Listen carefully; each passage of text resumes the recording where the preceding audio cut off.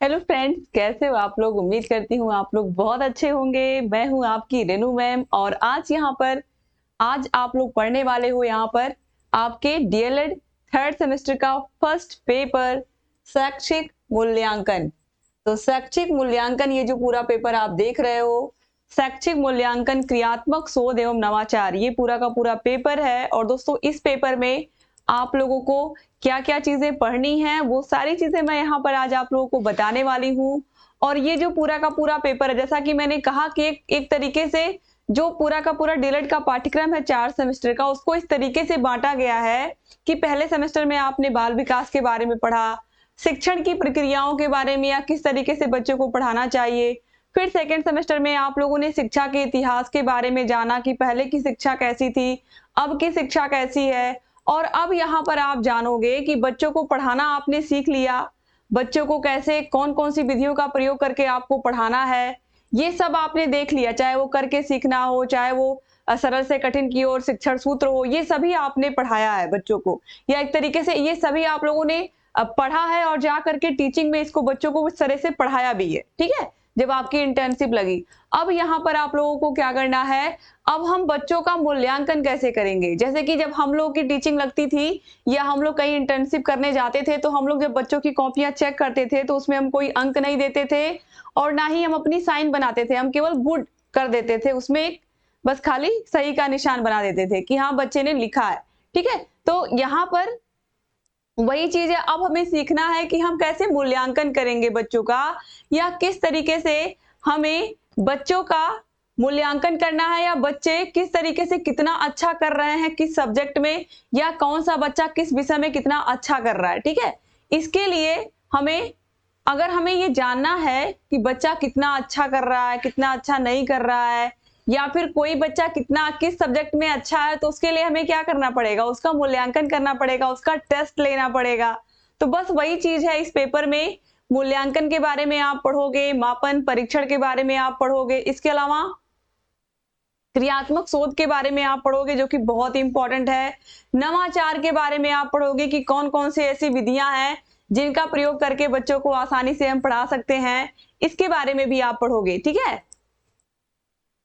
तो ये जो आपका पेपर है पूरा 50 नंबर का पेपर है, और इस 50 नंबर में पूरी उम्मीद है कि आप 45 से ऊपर करके आओगे, क्योंकि बहुत सारे ऐसे बच्चे हैं, क्योंकि इसमें दोस्तों जो भी चीज पूछता है वो टू द पॉइंट पूछता है। अगर अच्छे से आपको आंसर पता है तो आपका आंसर बिल्कुल सही ही होगा और उस पर पूरे के पूरे मार्क्स मिलने वाले हैं, ठीक है। तो यहाँ पर आप देखिए सिलेबस हम देखेंगे, और उससे पहले यहाँ पर मैं आप लोगों को बता दूं कि दोस्तों जो आप लोगों की क्लासेस चलती हैं आपके थर्ड सेमेस्टर की, वो यहाँ पर आप देखिए सुबह 11 बजे और शाम को 6 बजे, सेम यही चीज है। यहाँ पर आप देखिए ये हमारे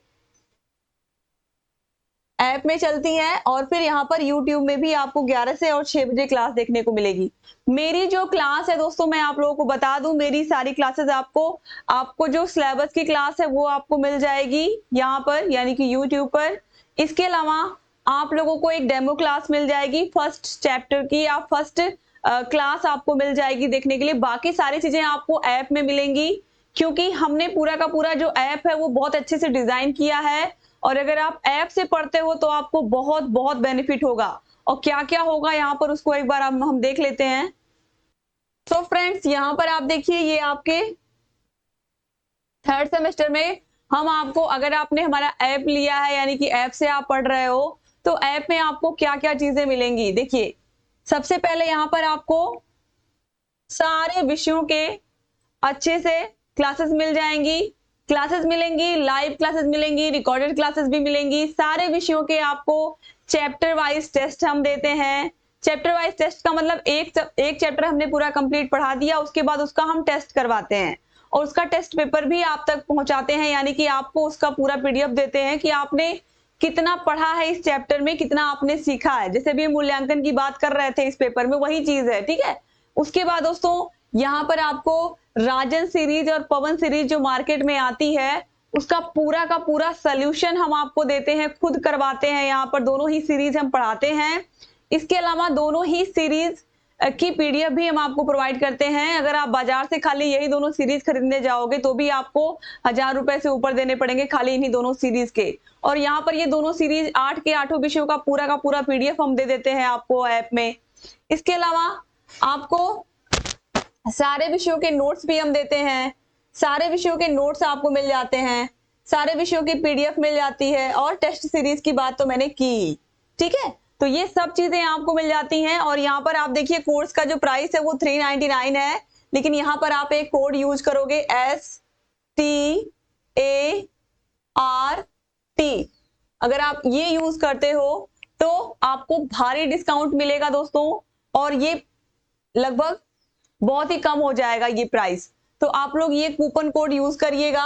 ये हमारा अस्तित्व एकेडमी, ये हमारा ऐप है, आपको प्ले स्टोर पर मिल जाएगा। इसके अलावा आप डाउनलोड, आपको लिंक मिल जाएगी इसी वीडियो के नीचे, वहां से भी जाकर के आप डाउनलोड कर सकते हैं इस ऐप को। ऐप को डाउनलोड करने के बाद ये हमारी सिंपल सी फीस है, आप ये डालोगे तो ये और भी कम हो जाएगी। ये फीस काफी बड़ा डिस्काउंट आपको मिल जाएगा।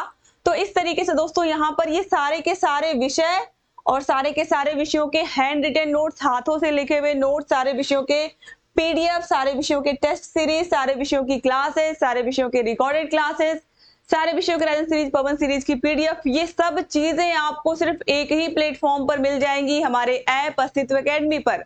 आपको और कहीं जाने की जरूरत नहीं है।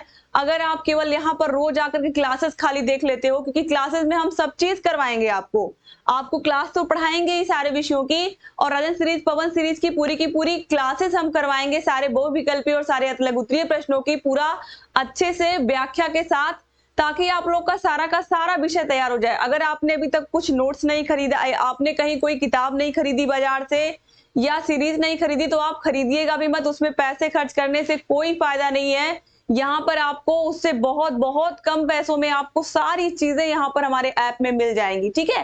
तो दोस्तों ये बताना बहुत जरूरी था आप लोगों को, ताकि आप लोग अपनी जो तैयारी है थर्ड सेमेस्टर की वो बहुत अच्छे से कर पाए, जैसे आपने फर्स्ट और सेकंड सेमेस्टर की है। दोस्तों जो नोट्स मैंने अपने हाथों से बनाए हैं वो बहुत ही अच्छे से मैंने बेहतरीन तरीके से लिखे हैं, और इस तरीके से पूरे YouTube पर आपको किसी के अपने खुद के हाथ का लिखा हुआ नोट्स आपको नहीं मिलेगा किसी टीचर का, जिस तरह से मैंने लिख करके बनाया है।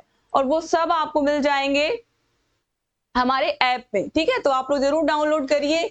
और ये यहाँ पर मैंने बताया कि ये जो आप कूपन कोड यूज करोगे START, जैसे ही आप ये डालोगे ये प्राइस बहुत कम हो जाएगा, ठीक है। जितना आपको दिख रहा है ये बहुत कम हो जाएगा, तो भारी डिस्काउंट है अभी अगर आप लेते हो, क्योंकि अभी यहाँ पर क्लासेस स्टार्ट हो गई हैं।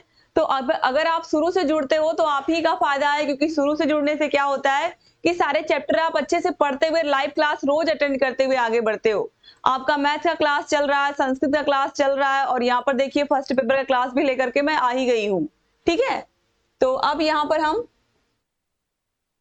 सारी चीजें देख लेते हैं। ऑलरेडी यहाँ पर मैंने आपको बता ही दिया है कि क्या क्या चीजें यहाँ पर फैसिलिटीज क्या क्या मिलेंगी।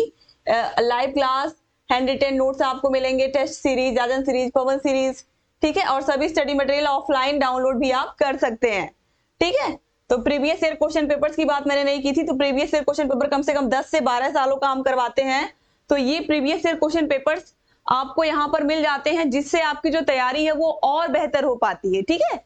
तो प्रीवियस ईयर क्वेश्चन पेपर्स भी यहाँ पर आपको मिल जाते हैं, जो कि इतना ज्यादा किसी ने नहीं करवाया है पूरे YouTube पर, अगर आप देख लोगे, और ऐप में तो किसी ने नहीं करवाया है जो मैंने करवाया है। तो ये सब चीजें भी आपको मिल जाएंगी। तो ये हमारा कॉन्टेक्ट नंबर है 7705 95 45 49, इस पर कॉल करके या मैसेज करके, व्हाट्सएप नंबर भी हमारा, आपको कोई भी प्रॉब्लम है, कोई भी समस्या है थर्ड सेमेस्टर में तो आप पूछ सकते हैं दोस्तों। अब चलिए यहाँ पर हम स्टार्ट करते हैं थर्ड सेमेस्टर के सिलेबस को। जो थर्ड सेमेस्टर है हमारा, इसमें देखिए ये पूरा का पूरा 11 चैप्टर्स हैं टोटल जो आपको पढ़ने हैं, 11 चैप्टर्स। और 11 चैप्टर्स में मापन एवं मूल्यांकन है, फिर उसके बाद मूल्यांकन की आवश्यकता एवं महत्व, फिर सतत एवं व्यापक मूल्यांकन। इन सभी के बारे में अभी मैं एक एक टॉपिक के बारे में यहाँ पर आपसे डिटेल में बात करूंगी कि किस चैप्टर के अंदर हमें क्या क्या चीजें पढ़नी है, ठीक है। इसके बाद मूल्यांकन के पक्ष, मूल्यांकन के प्रकार, उत्तम परीक्षण की विशेषताएं, प्रश्न पत्र निर्माण प्रक्रिया, मूल्यांकन अभिलेखीकरण, निदानात्मक परीक्षण एवं उपचारात्मक शिक्षण, क्रियात्मक शोध और शैक्षिक नवाचार। ठीक है, अब एक एक चैप्टर के बारे में हम अच्छे से जानेंगे। सबसे पहले यहाँ पर हम देखेंगे मापन एवं मूल्यांकन। मापन एवं मूल्यांकन क्या है, इसको हम समझेंगे इस पूरे के पूरे चैप्टर में। ठीक है, तो शैक्षिक मापन एवं मूल्यांकन की अवधारणा, शैक्षिक मापन का अर्थ, मापन की परिभाषाएं, मापन के तत्व अथवा अंग, मापन के प्रकार, शिक्षा में मापन के आवश्यक पद, शैक्षिक मापन के स्तर, इतनी सारी चीजें हम मापन में पढ़ेंगे। जैसे आपके क्लास में 2 बच्चे हैं, किसी का गणित में 100 में से 40 नंबर आया, किसी का गणित में 100 में से 60 नंबर आया, तो ये जो नंबर है ये मापने की इकाई है, ये ना कि मूल्यांकन है। ये क्या है, मापन है। तो अगर कोई कहता है मेरे 100 में से 80 नंबर आए, इसका मतलब वो मापन हुआ, उसका मापन हुआ है, ना कि उसका मूल्यांकन हुआ है। मूल्यांकन के अंतर्गत दोस्तों याद रखिएगा कि सारी चीजें बच्चे की आ जाती हैं, और मापन में केवल जो हम उसका माप करते हैं, या फिर ये कहें कि एक तरीके से नाप तोल होता है हर चीज का, जैसे कि दूध हुआ या फिर पानी हुआ या कोल्ड ड्रिंक हुआ, तो ये सब चीजें क्या है, ये हम माप रहे हैं, मापन कर रहे हैं। ठीक है, इसको हम मूल्यांकन नहीं कहेंगे। ठीक है, तो देखिए अब इसके बाद मूल्यांकन हम पढ़ेंगे। मूल्यांकन का अर्थ, शैक्षिक मूल्यांकन की संकल्पना, मूल्यांकन की परिभाषाएं, मूल्यांकन की नवीन अवधारणा, मूल्यांकन की शिक्षा में आवश्यकता एवं महत्व, और शिक्षा में मूल्यांकन के उद्देश्य एवं कार्य एवं मूल्यांकन के क्षेत्र। जैसे कि अभी जैसे बहुत सारे जो एग्जाम होते हैं, आप देखिए जैसे आईएएस या पीसीएस के जो एग्जाम होते हैं, तो उसमें क्या होता है कि हम रिटन एग्जाम तो देते ही हैं। जैसे अगर हम प्राइमरी की बात करें, अगर प्राइमरी की ही बात हम करते हैं, क्योंकि हम उसी के लिए तैयारी कर रहे हैं, प्राइमरी टीचर ही बनने की हम तैयारी कर रहे हैं, तो इस वजह से यहाँ पर अगर हम सोचे तो हम देखिए टेट एग्जाम होता है या सीटेट एग्जाम होता है, उसके बाद क्या होता है, उसके बाद आपका सुपर टेट का एग्जाम होता है, और सुपर टेट एग्जाम में जो भी क्वालिफाई कर लेता है, मेरिट लिस्ट से ऊपर आ जाता है, या एक मेरिट बनती है, उसमें जो सिलेक्ट हो जाता है वो टीचर बन जाता है। ठीक है, ये प्राइमरी की बात मैंने की। लेकिन जैसे ही आप हायर क्लासेस में जाओगे, एलटी ग्रेड टीचर हो या टीजीटी पीजीटी के थ्रू आपका हो रहा है, तो वहां पर आप देखोगे कि आपका पेपर तो होगा ही, आपका रिटन एग्जाम तो होगा ही, लेकिन उसके साथ साथ क्या होगा, उसके साथ साथ आपका इंटरव्यू भी होता है। तो इंटरव्यू में आपका एक तरीके से मूल्यांकन किया जाता है, क्योंकि मापन तो हो गया है, जब आपने पेपर लिखा तो वहां पर एक तरीके से आपका मूल्यांकन होता है कि आपको कितनी नॉलेज है सारे विषय के बारे में, या जो पोस्ट आपको दी जा रही है उसके बारे में आपका क्या सोचना है, आपकी क्या राय है। ठीक है, तो ये सब चीजें आपको मिल जाती हैं मूल्यांकन। मूल्यांकन में पूरा हर एक पक्ष का, संज्ञानात्मक पक्ष, भावात्मक पक्ष, क्रियात्मक पक्ष, यानी कि आपकी क्या क्या आवश्यकताएं हैं, आपकी क्या क्या रुचियां हैं, आपको क्या क्या अच्छा लगता है, ये सब चीजें आपके मूल्यांकन में आती हैं। तो जो मूल्यांकन है एक तरीके से इसमें मापन भी आ जाता है। तो मूल्यांकन का जो एक तरीके से हम कह सकते हैं क्षेत्र है, वो बहुत व्यापक है और बहुत बड़ा है, और इसी को हम विस्तार से समझेंगे। मुझे उम्मीद है कि आप लोगों को थोड़ा बहुत अंतर यहाँ पर समझ में आ गया होगा। ठीक है, तो यहाँ पर देखिए मूल्यांकन की आवश्यकता एवं महत्व। अब यहाँ पर हम बात कर लेते हैं, जैसे अगर हम क्लास में गए, ठीक है, हमने मान लीजिए जुलाई से स्टार्ट किया पढ़ाना, जुलाई, अगस्त, सितंबर, अक्टूबर, नवंबर, दिसंबर, हम पढ़ाते जा रहे हैं, पढ़ाते जा रहे हैं, पढ़ाते जा रहे हैं, और बच्चे पढ़ते जा रहे हैं, पढ़ते जा रहे हैं, पढ़ते जा रहे हैं। लेकिन हम क्या कर रहे हैं, ना तो हम बच्चों का टेस्ट ले रहे हैं, ना तो बच्चों का कोई एग्जाम ले रहे हैं, तो हमें पता कैसे चलेगा कि बच्चे कर क्या रहे हैं, बच्चे सीख क्या रहे हैं। इसीलिए जो मूल्यांकन है या मापन है, इसका बहुत बहुत इंपॉर्टेंट रोल है। इसीलिए दोस्तों आज देखिए आप कि बच्चों का पहले केवल 2 पेपर होते थे, वार्षिक, अर्धवार्षिक परीक्षा और वार्षिक परीक्षा, लेकिन अभी क्या होने लगा है, अभी थर्ड मंथली एग्जाम भी होता है, यानी कि त्रैमासिक परीक्षा भी होती है। अब तो इतना चेंज हो चुका है कि हर एक महीने में या हर 15 दिन पे एक बच्चों का टेस्ट होता है। ठीक है, 15 दिन पे, फिर महीने में, फिर दूसरे महीने में, फिर तीसरे महीने में, इस तरीके से बच्चों का टेस्ट होता है, लगातार एग्जाम होता रहता है।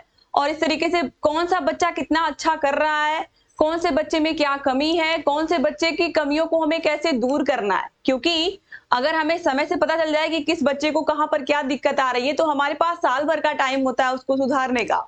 लेकिन अब अगर आप पढ़ाते पढ़ाते चले गए, जुलाई से दिसंबर में पहुंच गए, उसके बाद आप टेस्ट ले रहे हो या एग्जाम करा रहे हो, उसके बाद आप देख रहे हो कि बच्चे का इंग्लिश कमजोर है या मैथ कमजोर रह गया, तो अब आपके पास बहुत कम समय है उस विषय को सही करवाने का बच्चे का।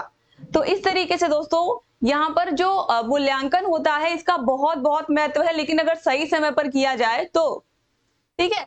तो मूल्यांकन की प्रशासनिक आवश्यकता, मूल्यांकन की शैक्षिक आवश्यकता, मूल्यांकन की शैक्षिक अनुसंधान में आवश्यकता, सामाजिक दृष्टिकोण से मूल्यांकन की आवश्यकता, मापन एवं मूल्यांकन में क्या अंतर है, और मूल्यांकन एवं परीक्षण में अंतर, और परीक्षण तथा मापन में अंतर। ये जो तीनों पॉइंट आप देख रहे हो, मापन और मूल्यांकन में क्या अंतर है, मूल्यांकन एवं परीक्षण में क्या अंतर है, और परीक्षण और मापन में क्या अंतर है, ये तीनों में से एक श्योर है कि आपके एग्जाम में आता ही आता है। और इन सभी के अंतर बहुत अच्छे से और बहुत ही बेहतर तरीके से हम पढ़ेंगे, जिसमें आपको कुछ भी रटने की जरूरत नहीं पड़ेगी। केवल 6 अंतर अच्छे से या 5 अंतर भी अगर आपने अच्छे से जान लिया तो एग्जाम में आप बहुत अच्छे से लेकर के आएंगे। ठीक है, इसको भी मैं पढ़ाऊंगी जब चैप्टर पढ़ाऊंगी। अब यहाँ पर हम देखते हैं तीसरा चैप्टर, सतत एवं व्यापक मूल्यांकन। जिसकी बात मैंने अभी आपसे की उसे हम कहते हैं सतत मूल्यांकन। जैसे कि मैंने कहा कि पहले क्या होता था कि साल भर में केवल 2 एग्जाम होते थे। 2 एग्जाम यानी कि पहला होता था अर्धवार्षिक हाफ ईयरली, और दूसरा होता था वार्षिक यानी कि एनुअल एग्जाम। तो इससे होता क्या था कि सिर्फ 2 बार ही हम बच्चों का मूल्यांकन कर पाते थे या मापन कर पाते थे, और उसी से हमें एक तरीके से बच्चों का हम रिजल्ट बना देते थे। लेकिन अभी का जो मूल्यांकन चल रहा है, अभी आप देखिए बच्चा चाहे सरकारी स्कूल में हो या प्राइवेट स्कूल में हो, हर जगह पर अब ये सत्र परीक्षा या फिर मासिक परीक्षाओं का एक तरीके से हम कह सकते हैं कि आयोजन होने लगा है, और हर जगह पर अब बच्चों को इस तरीके से पढ़ाया जा रहा है या इस तरीके से बच्चों का एग्जाम लिया जाता है कि बच्चों को पढ़ाई बोझ ना लगे। जैसे कि टीचर ने 2-3 चैप्टर पढ़ा दिए, मान लीजिए 3 चैप्टर पढ़ा दिए, उसके बाद उन्होंने उसका तीनों चैप्टर का टेस्ट ले लिया, फिर अगले 3 चैप्टर पढ़ाए उसका टेस्ट ले लिया, फिर अगले 3 चैप्टर पढ़ाए तो उसका टेस्ट ले लिया। इस तरीके से बच्चों के ऊपर पढ़ाई का बोझ भी नहीं पड़ता है, और बच्चे जब थोड़ा रहता है तो वो अच्छे से उनका पढ़ने में भी मन लगता है। ठीक है, जैसे कि सिंपल सी बात है, जब ढेर सारा काम आप किसी को दे दोगे तो उसको बोझ लगेगा, लेकिन अगर आप थोड़ा सा दोगे तो आदमी मन से करेगा। बस वही चीज है यहाँ पर भी कि बच्चों को थोड़ा थोड़ा आपको हमेशा उनका टेस्ट लेते रहना है। एकाएक जब पूरा पढ़ाई का बोझ उनके सर पे आ जाए, उसके बाद आप टेस्ट लोगे या एग्जाम लोगे, तो फिर वो बहुत प्रॉब्लम क्रिएट करेगा। अब सिंपल सी बात है, आपका डीएलएड ही है, 4 सेमेस्टर में इसको क्या कर दिया गया है, 2 साल के कोर्स को बांट दिया गया है, और सभी में 7 से 8 सब्जेक्ट हैं। अगर ये पूरा का पूरा 2 साल में 1 साल में एक बार पेपर होता और इतने सारे पेपर्स होते तो आपको बहुत ज्यादा कंफ्यूजन होती। लेकिन यहाँ पर आप देखिए इसको 6-6 महीने के सेमेस्टर में बांट दिया गया है, जिससे पूरा फोकस करके आप 6 महीने में 8 सब्जेक्ट की तैयारी अच्छे से कर पाए। ठीक है, तो यहाँ पर आप लोगों को समझ में आ गया होगा कि जो सतत और व्यापक मूल्यांकन है ये क्या है। तो दक्षता आधारित मूल्यांकन, सतत मूल्यांकन की अवधारणा, व्यापक मूल्यांकन का अर्थ, व्यापक मूल्यांकन के विभिन्न पक्ष, सतत मूल्यांकन का महत्व, सतत मूल्यांकन की विधियां क्या क्या हैं, सतत मूल्यांकन की कार्यप्रणाली तथा सोपान, और इसके बाद सतत मूल्यांकन के क्षेत्र। तो सतत मूल्यांकन तो यहाँ पर आपने देखा। ये व्यापक मूल्यांकन क्या है, तो देखिए दोस्तों, जो व्यापक मूल्यांकन है इसमें हम किसी भी बच्चे के समस्त पक्षों का मूल्यांकन करते हैं। उसके ज्ञानात्मक पक्ष या जिसे हम संज्ञानात्मक पक्ष कहते हैं, उसके भावात्मक पक्ष, उसकी क्या क्या रुचियां हैं, इसके अलावा उसके क्रियात्मक पक्ष, उसे क्या क्या चीजें पसंद है, कौन सा खेल पसंद है, या फिर किस स्पोर्ट में वो जाना चाहता है, इन सभी के बारे में भी हम उससे जानकारी इकट्ठा करते हैं। तो ये होता है व्यापक मूल्यांकन, जिसमें हम किसी भी व्यक्ति के समस्त पक्षों का क्या करते हैं, मूल्यांकन करते हैं कि वो व्यक्ति वाकई में है कैसा, या उसने क्या सीखा है अपने सब्जेक्ट के बारे में। ठीक है, तो ये हम पढ़ते हैं व्यापक मूल्यांकन में। तो व्यापक मूल्यांकन के बारे में भी बहुत अच्छे से पढ़ेंगे। अब यहाँ पर हम देखते हैं मूल्यांकन के पक्ष। मूल्यांकन के पक्ष ऑलरेडी मैंने आपको बता ही दिया, संज्ञानात्मक पक्ष, भावात्मक पक्ष और कौशलात्मक या इसी को क्रियात्मक पक्ष भी कहते हैं।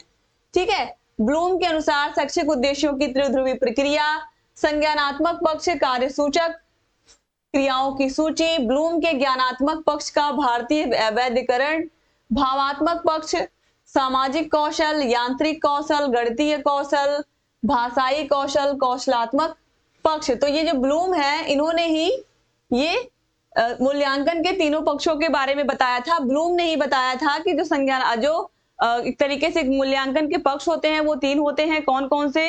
ज्ञानात्मक, भावात्मक और क्रियात्मक। तो ज्ञानात्मक या जिसे हम संज्ञानात्मक कहते हैं, इसमें बच्चे को नॉलेज कितनी है अपने विषय के बारे में। जैसे बच्चे ने साइंस पढ़ा है तो उसके बारे में उसको नॉलेज कितनी है, उसको कितना आ रहा है वो सब्जेक्ट। ठीक है, तो आप लोगों को अच्छा लग रहा है दोस्तों क्लास, तो आप लोग जरूर कमेंट करिएगा कि आप लोगों को सब समझ में आ रहा है। जो यहाँ पर मैं कोशिश कर रही हूँ कि आसान भाषा में आप लोगों को बताऊं। अगर आपको क्लास अच्छी लग रही है तो आप लोग प्लीज कमेंट करके बताइए।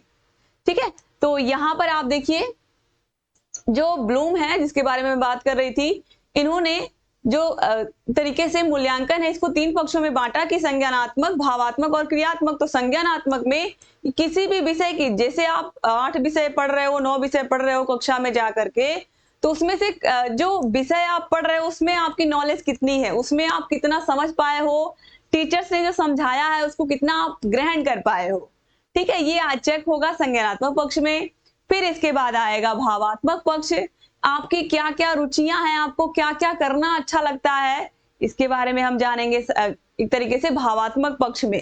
ठीक है, उसके बाद आएगा क्रियात्मक पक्ष। क्रियात्मक पक्ष जैसे मैंने बात किया कि आप लोगों को क्या करना पसंद है। इसमें देखिए गणितीय कौशल है, भाषाई कौशल है, यांत्रिक कौशल है। ठीक है, इन सभी के बारे में हम पढ़ेंगे। ठीक है, क्रियात्मक पक्ष में कि आपकी क्या क्या रुचियां हैं करने में। मूल्यांकन के प्रकार, मूल्यांकन के प्रकार आता है। तो मूल्यांकन के प्रकारों में मौखिक परीक्षा, जैसे कि हम सभी लोगों ने प्रैक्टिकल या वाइवा दिया होगा, तो वही होती है मौखिक परीक्षा, जिसमें टीचर्स होते हैं, हमसे कुछ क्वेश्चंस करते हैं जिसका आंसर हम देते हैं। ये होता है मौखिक परीक्षा। मौखिक परीक्षा का क्या उद्देश्य होता है? जैसे कि हम बच्चों को क्लास में गए, पहले पहले छोटे बच्चे हैं तो उनको एक एक करके हम बच्चों को बुला रहे हैं और उनसे सिर्फ इतना कह रहे हैं कि एक एक बच्चा आएगा और अपना नाम बताएगा, अपने माता पिता का नाम बताएगा, उसके परिवार में कौन कौन लोग हैं, वो कहाँ रहता है, बस इतना एक बच्चे को बताना है। तो एक एक बच्चा आएगा और वो अपनी बातों को कह करके जाएगा, और ये एक तरीके से हम कह सकते हैं कि बच्चा मौखिक अभिव्यक्ति कर रहा है, कुछ ना कुछ बोलना सीख रहा है। ठीक है, तो ये सारी चीजें हो जाएंगी मौखिक तरीके से, मौखिक अभिव्यक्ति में। और उसके बाद हम बच्चों की, जब हम खुद बच्चों से पूछ करके कोई चीज करेंगे तो वो क्या होगा, जैसे हमने कोई चैप्टर पढ़ा दिया, ठीक है, कोई चैप्टर पढ़ा दिया है तो हम उसके प्रश्नों को बच्चों से कहा कि याद करके आना। अब एक एक बच्चे से प्रश्न पूछ रहे हैं तो एक तरीके से हम क्या कर रहे हैं, हम एक तरीके से बच्चे की मौखिक परीक्षा ही ले रहे हैं कि उसने अच्छे से लर्न किया है या नहीं, उसने चैप्टर को समझा है कि नहीं, ये सब चीजें हम जान रहे हैं। इसके बाद मौखिक अभिव्यक्ति की विशेषताएं, जैसा मैंने कहा कि हर बच्चा अपनी बात को अगर आकर के कह रहा है क्लास में तो ये मौखिक अभिव्यक्ति ही हो गई एक तरीके से। ठीक है, मौखिक अभिव्यक्ति का क्या महत्व है? अगर हम बच्चों को अपनी बातों को बोलना या कहना नहीं सिखाएंगे तो जीवन में कभी भी वो खुल करके ना अपनी बातों को किसी से कह पाएंगे, ना कोई उनकी बातों को समझ पाएगा, क्योंकि वो कहना ही नहीं जानते हैं। तो इसीलिए हर एक बच्चे को, हमारे विद्यालय में दोस्तों जहां से मैंने पढ़ाई की है वहां पर हर एक बच्चे को अवसर दिया जाता था बोलने का। भाषण प्रतियोगिता होती थी, वाद विवाद प्रतियोगिता होती थी। ठीक है, इस तरीके से अलग अलग, दोहा प्रतियोगिता, श्लोक प्रतियोगिता, जहां पर आप अपनी बातों को आकर के माइक पर कह पाओ और बोल पाओ। शायद उसी की देन है कि आज मैं एक शिक्षक हूँ। ठीक है, और आप सभी लोगों की दुआ से, आप सभी लोगों के आशीर्वाद से मैं एक प्राइमरी टीचर हूँ। तो दोस्तों यही सब चीजें हैं, बच्चों को जब शुरू से हम अपनी बातों को कहना और अच्छे से कहना सिखाएंगे, कहना ही नहीं, अच्छे से अपनी बातों को दूसरे के सामने रखना सिखाएंगे, तभी जो है एक तरीके से जो पढ़ाई है वो सफल हो पाएगी। ठीक है, जिसे हम कहते हैं बोलने की कला। तो आवश्यकता मौखिक अभिव्यक्ति के कौशल की, शिक्षण विधियां, लिखित परीक्षा, साक्षात्कार, साक्षात्कार की कार्यविधि या क्रियान्वयन, निरीक्षण, अवलोकन पद्धति, प्रायोगिक विधि, रचनात्मक एवं आंकलित मूल्यांकन, फिर संरचनात्मक एवं योगात्मक मूल्यांकन की तुलना। तो दोस्तों यहाँ पर आप देखिए, हम इस चैप्टर में मूल्यांकन के अलावा लिखित परीक्षा के बारे में भी जानेंगे, इंटरव्यू क्या होता है, इंटरव्यू के भी बारे में जानेंगे। ठीक है, साक्षात्कार की कौन कौन सी विधियां होती हैं, इनके बारे में भी हम जानेंगे। ठीक है, और अलग अलग प्रकार के जो मूल्यांकन होते हैं, संरचनात्मक मूल्यांकन, योगात्मक मूल्यांकन, इन सभी के बारे में भी हम पढ़ेंगे, जो कि बहुत आसान है और बहुत ही अच्छे से ये सब मैं आपको पढ़ाते हुए चलूंगी। इसके बाद उत्तम परीक्षण की विशेषताएं, ये बहुत इंपॉर्टेंट है कि किस तरीके से हम परीक्षण कर रहे हैं, कौन सी विधि का प्रयोग करके हम बच्चों का टेस्ट ले रहे हैं, ये बहुत इंपॉर्टेंट है। ठीक है, तो देखिए, एक अच्छी परीक्षा किसे कहेंगे? यहाँ पर परीक्षण होगा दोस्तों, यहाँ पर परीक्षण, ठीक है। तो एक अच्छा परीक्षण किसे कहेंगे? अच्छे परीक्षण की कसौटी, उत्तम परीक्षण की व्यवहारिक कसौटियां, अच्छे परीक्षण की तकनीकी कसौटियां, शिक्षण, अधिगम तथा मूल्यांकन में संबंध। तो कौन कौन सी एक तरीके से परीक्षण की विधियां होती हैं या कौन कौन सी कसौटी होती है, वैधता, विश्वसनीयता, इन सभी के बारे में हम डिटेल से पढ़ेंगे परीक्षण में, क्योंकि बार बार उत्तम परीक्षण की विशेषताएं हैं, इनमें से कौन सी हैं, इनमें से कौन सी नहीं है, ये हर साल ये प्रश्न आता है। तो उत्तम परीक्षण की विधियां, वैधता, विश्वसनीयता, इन सभी के बारे में हम डिटेल से पढ़ेंगे कि कोई भी स्केल है, जैसे सेंटीमीटर का स्केल है, तो वो बिल्कुल एक्यूरेट माप रहा है, तभी तो हम सेंटीमीटर स्केल का प्रयोग करके लाइन खींच रहे हैं कि हाँ 2 सेंटीमीटर लिखा है तो यहां तक खींचेंगे, तो ये 2 सेंटीमीटर की ही लाइन खिंचाएगी। तो ये सब चीजें हम इसमें परीक्षण में जानेंगे कि एग्जैक्ट कैसे हम जो परीक्षण करें वो बिल्कुल सही हो और सभी बच्चों पर लागू हो। ठीक है, इसके बारे में हम पढ़ेंगे इस चैप्टर में। अब इसके बाद प्रश्न पत्र निर्माण की प्रक्रिया, चूंकि यहाँ पर आप शिक्षक बनने की ही जर्नी तय कर रहे हैं, ऑलरेडी आप छात्र अध्यापक और छात्र अध्यापिकाएं हैं आप सभी लोग, तो यहाँ पर आप देखिए जो प्रश्न पत्र निर्माण की प्रक्रिया है, यानी कि जब आपने बच्चों को पढ़ाना सीख लिया, जब आपने बच्चों का एक तरीके से बच्चों को अच्छी शिक्षा देनी सीख ली, तो अब यहाँ पर बारी आती है बच्चों के मूल्यांकन का या मापन का। तो उसके लिए आपको क्या करना पड़ेगा? आपको एक बहुत अच्छा प्रश्न पत्र तैयार करना पड़ेगा, और प्रश्न पत्र हमेशा ऐसा तैयार करना है, बच्चों के लिए क्वेश्चंस हमेशा ऐसे तैयार करने हैं जहां पर सबसे पहले हमको इस बात का ध्यान रखना है कि अगर हमारी कक्षा में 30 बच्चे हैं तो 30 के 30 बच्चे लगभग सभी के सभी हमारी भाषा को समझ पाए जो हम क्वेश्चन कहना चाह रहे हैं, क्वेश्चन में हम कहना या क्वेश्चन में पूछना चाह रहे हैं। ठीक है, इसके अलावा बच्चों को उसमें हमें कुछ सरल क्वेश्चन भी देने हैं, कुछ कठिन क्वेश्चन भी देने हैं। ये नहीं पूरा का पूरा पेपर हम बिल्कुल कठिन ही बना दें कि केवल जो तेजू खां बच्चे हैं या जो तेज हैं सिर्फ वही बच्चे कर पाए। तो ऐसा काम नहीं करना, हमें पेपर ऐसा बनाना है कि जो बच्चा बहुत ज्यादा कमजोर है वो भी कर ले उस प्रश्न पत्र को, और जो बहुत तेज है वो भी कर ले। तो सभी बच्चों के लेवल को, सभी के मानसिक स्तर को ध्यान में रख करके ही हमें प्रश्न पत्र बनाना है।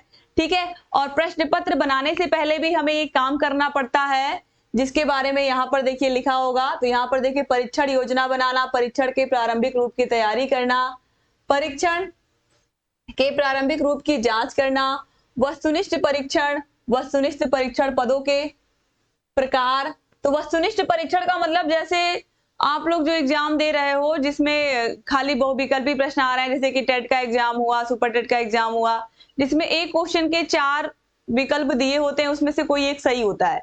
तो ये जो प्रश्न होते हैं इन्हें वस्तुनिष्ठ प्रकार के प्रश्न कहते हैं, या जिसे बहुविकल्पी प्रश्न भी कहते हैं। तो वस्तुनिष्ठ प्रश्नों में एक तरीके से क्लियरिटी होती है, अगर 50 क्वेश्चन दिए हुए, 50 में से आपने 40 सही किए हैं तो आपको 40 नंबर करेक्ट मिलेंगे।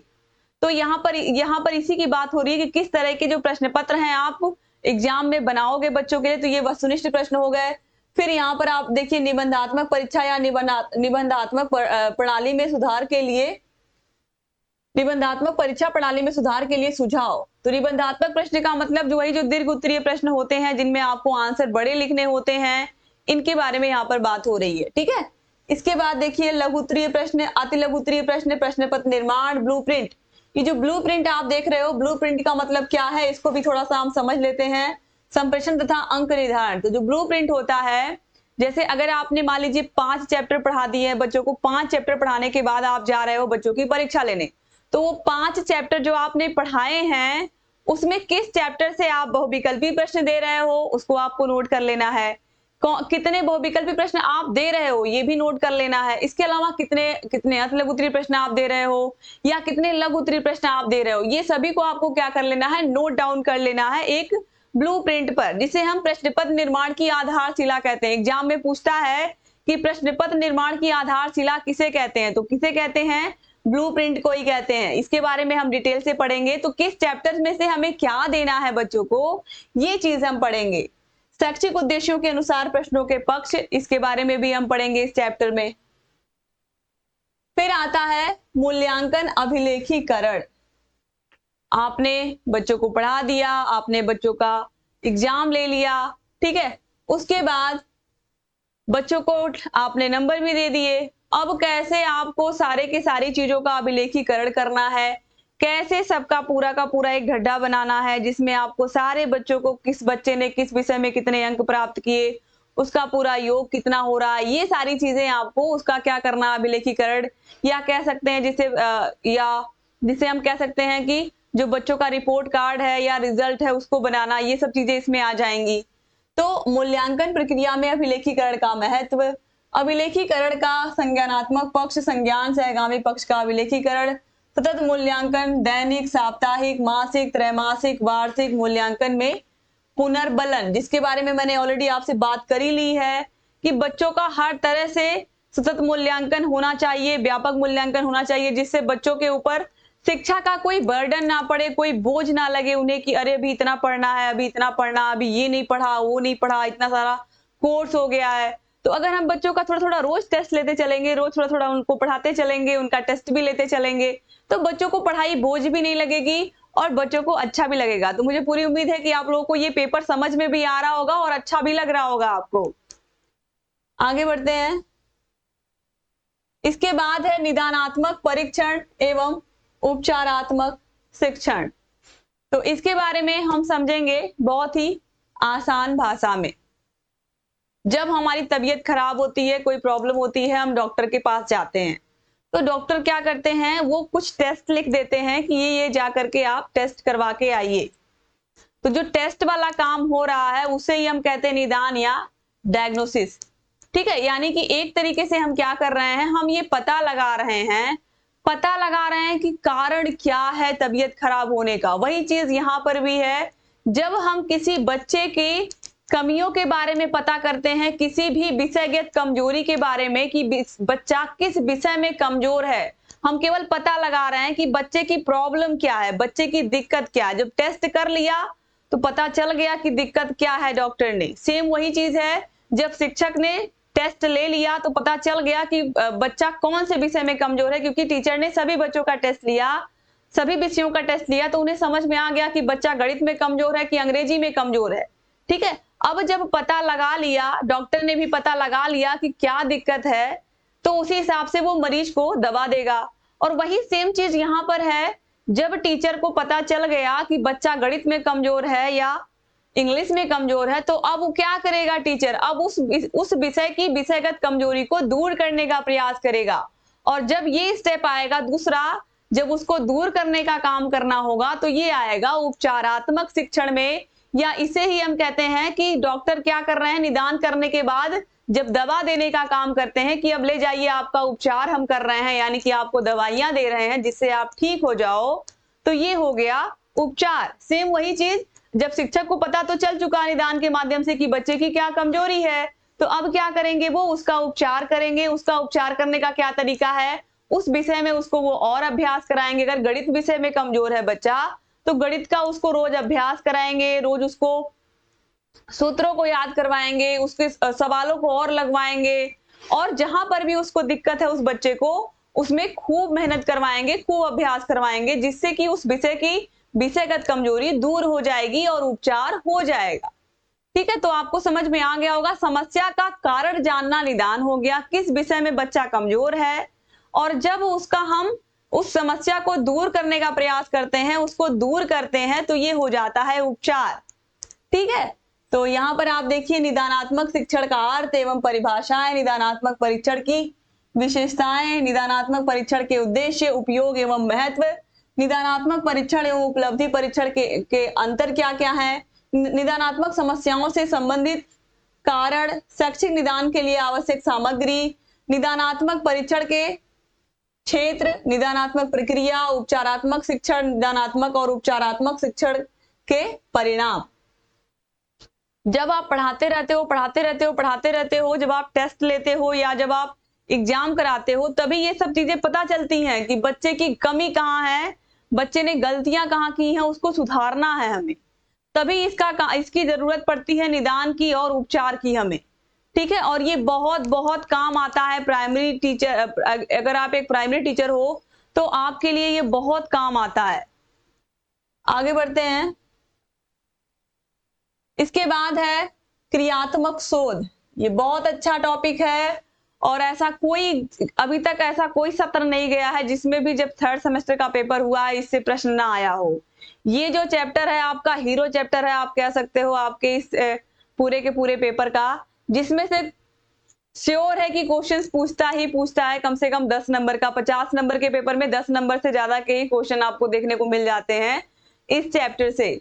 तो क्रियात्मक शोध है क्या दोस्तों? देखिए, हम अपने परिवार में हैं या किसी संस्था में जॉब करने गए हैं, किसी प्राइवेट स्कूल में, किसी सरकारी स्कूल में, कहीं भी हम नौकरी करने गए हैं या किसी फैक्ट्री में हम जॉब कर रहे हैं। आप में से बहुत सारे लोग होंगे जो किसी कंपनी में जॉब करते होंगे या नौकरी के साथ साथ पढ़ाई कर रहे होंगे डीएलएड की।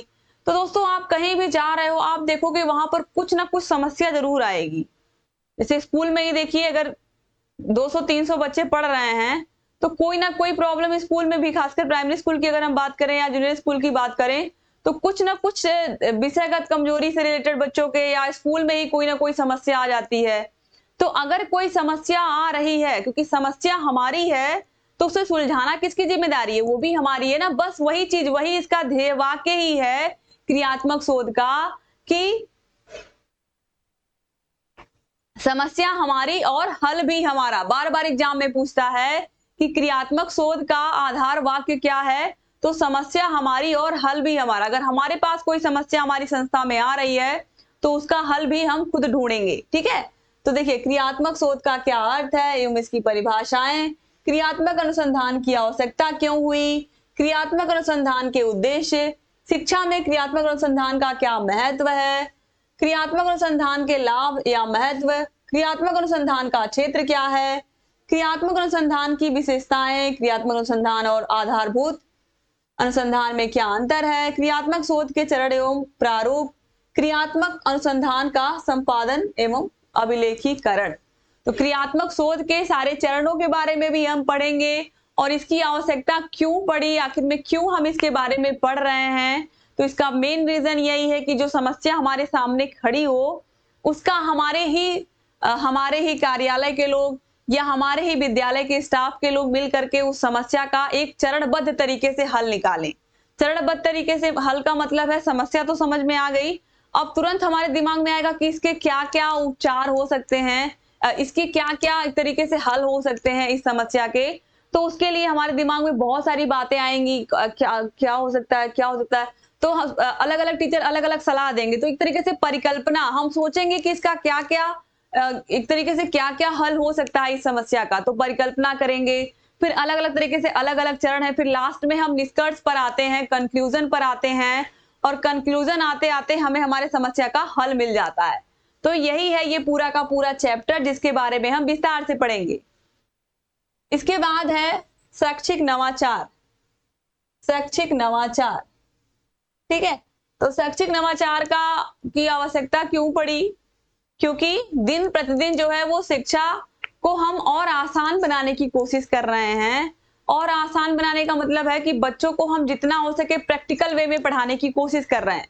आज के समय में आप देखिए, हर तरीके से बच्चों को करके सीखने का अवसर दिया जा रहा है। बच्चे करके सीखें, जितना करके सीखेंगे बच्चों को उतना ही नॉलेज होगा, उतना ही अच्छे से उनके दिमाग का, उनके ब्रेन का डेवलपमेंट होगा। ठीक है, तो यहाँ पर भी हम कौन कौन सी विधियों का प्रयोग करें जिससे बच्चों को आसानी से हम जो भी कॉन्सेप्ट पढ़ाना चाह रहे हैं, जो भी विषय पढ़ाना चाह रहे हैं, अब हम वो कौन कौन सी विधियां हैं, चाहे हम कहानी का प्रयोग करके पढ़ाएं, चाहे हम कविता का प्रयोग करके पढ़ाएं, चाहे हम गीतों का प्रयोग करके पढ़ाएं बच्चों को, चाहे हम खेल खेल में ही बच्चों को पढ़ाएं।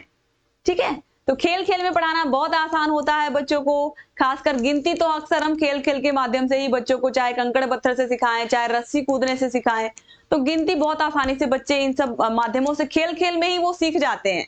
ठीक है, तो बहुत सारी ऐसी चीजें हैं जिसमें हम नवाचार का प्रयोग करके, अलग अलग शिक्षण विधियों का प्रयोग करके हम बच्चों को अच्छे से अच्छी शिक्षा और बहुत ही आसान भाषा में उनको सिखा सकते हैं। यही है ये चैप्टर। तो नवाचार का अर्थ, परिवर्तन एवं नवाचार में संबंध, परिवर्तन और नवाचार, शैक्षिक नवाचार एवं शिक्षा के नूतन आयामों की आवश्यकता, नवाचारों का महत्व, शैक्षिक नवाचार के क्षेत्र, शिक्षण अधिगम, मूल्यांकन, प्रार्थना स्थल की गतिविधि, पाठ्यक्रम, सहगामी क्रियाकलाप, सामुदायिक सहभागिता, विद्यालय प्रबंधन, विषयगत कक्षा शिक्षण एवं समसामयिक दृष्टांत, इन सभी के बारे में हम इस चैप्टर में पढ़ेंगे, जो कि हमारा है शैक्षिक नवाचार। और आजकल बहुत सारे ऐसे नवाचारी शिक्षक हैं, यूट्यूब पर भी आप देखते होंगे, अलग अलग विधियों का प्रयोग करके, अलग अलग प्रकार के शिक्षण विधियों का प्रयोग करके वो बच्चों को अच्छी से अच्छी शिक्षा दे रहे हैं। अब दोस्तों यहाँ पर पूरा का पूरा सिलेबस आप लोगों ने जान लिया। अब मुझे आप लोग कमेंट करके बताइए कि आप लोगों को ये पूरा का पूरा पेपर समझ में आया, कैसा लगा आप लोगों को। अब इसके बारे में अच्छे से एक एक चैप्टर के बारे में हम डिटेल से पढ़ेंगे। डेमो क्लास आपको मिल जाएगी यूट्यूब पर, आप देख लोगे। उसके बाद अगर आपको बहुत अच्छा लगेगा तो आप लोग बिल्कुल ऐप से जुड़िएगा। ऐप से जुड़ने से आपको बहुत बहुत बेनिफिट होगा, आपको कहीं भटकने की जरूरत नहीं पड़ेगी। और जब आप सही जगह पर आ गए हो दोस्तों, तो आपको कहीं भटकने की जरूरत भी नहीं है। अच्छे से आप अपने सारे विषयों की तैयारी यहाँ से करिए और जितना हो सके अपने दोस्तों को भी जोड़िए, क्योंकि यहाँ पर हमारा, आपने देखा होगा पूरा मैंने यहाँ पर सिलेबस अच्छे से बताया। यहाँ पर मैंने आपको हर एक चीज एग्जाम्पल के माध्यम से समझाने की पूरी कोशिश की। आसान से आसान भाषा में आप ही लोगों से जोड़ करके मैंने सारी चीजों को पढ़ाया। तो इस तरीके से ही मैं क्लास में भी पढ़ाऊंगी, जिससे आप लोगों को बहुत ही कम समय में आपको हर विषय एकदम लर्न हो जाएगा। पिछले 7 सालों से मैं पढ़ा रही हूँ, मुझे सारे विषय ऑलरेडी याद हो चुके हैं दोस्तों। इस वजह से आप लोगों को भी ऐसे ही याद हो जाएगा, सिर्फ क्लास अगर आप यहाँ से देख करके चले जाओगे। ना आपको नोट्स बनाने की जरूरत है, नोट्स तो ऑलरेडी हम प्रोवाइड करेंगे ही आपको ऐप में। तो सब चीजें आपको यहाँ पर मिल जा रही हैं, फिर आपको भटकने की क्या जरूरत है। सही जगह पर आप आ गए हो तो अच्छे से अभी से अपनी पढ़ाई शुरू कर दीजिए अपने 3rd सेमेस्टर की, ठीक है। तो यहाँ पर आप देखिए, ये हमारा कॉन्टेक्ट नंबर है, ये आपको दिख ही रहा है दोस्तों। और अस्तित्व एकेडमी, ये ऑलरेडी आपको प्ले स्टोर से मिल जाएगा हमारा ऐप।